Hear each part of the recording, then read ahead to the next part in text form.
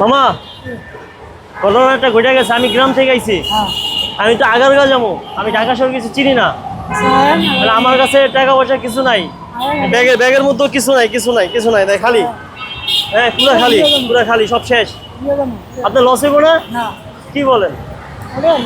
ভাড়া না নিলে কি হইব?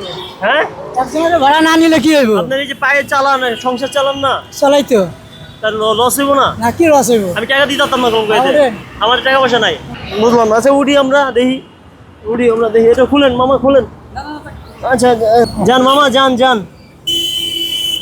বেশি না, এই যে 318 নম্বর পিলার মনে হয় এটা। আমরা 336 নম্বর পিলারে যাবো। হ্যাঁ মামা, যান দেখি। বন্ধুরা, টাকা পয়সা নাই, আমরা দুজন উঠে গিয়েছি। এখন দেখি মামা শেষ পর্যন্ত কি করে। মামা এই শেওড়াপাড়া থেকে আগারগাঁও ভাড়া কত? মামা ভাড়া কত? 30-40 টাকা। হ্যাঁ রে, এই 30-40 টাকা তো নাই। আচ্ছা যান দেখি, কারণ যদি মাফ করেন। এটা 325 নম্বর পিলার, 325 নম্বর পিলার এটা। আরো 10টা পিলার পরে যাবো আমরা।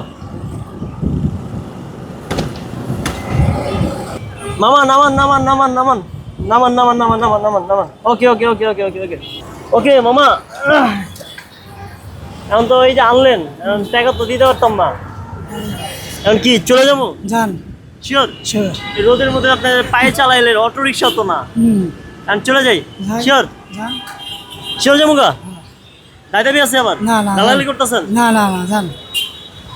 কিছু বুঝলাম না আসলে। আমি একটু দেখি, 2 মিনিট দেখি রিক্সাওয়ালা কি কয়। কি মামা, কিছু কর না কে? হ্যাঁ, যাবো, গেলাম। আচ্ছা ঠিক আছে। তা আপনি টাকা নিবেন না? সেটা তো বলে নাই। টাকা নাই? আচ্ছা ঠিক আছে, বুঝছি।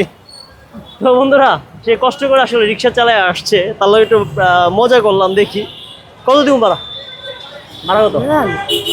মানি ব্যাগ টাকা সবই আছে। কত? 40 দেবো? খুশি? হ্যাঁ, ওকে, আল্লাহ হাফেজ। হ্যাঁ, আসসালামু আলাইকুম।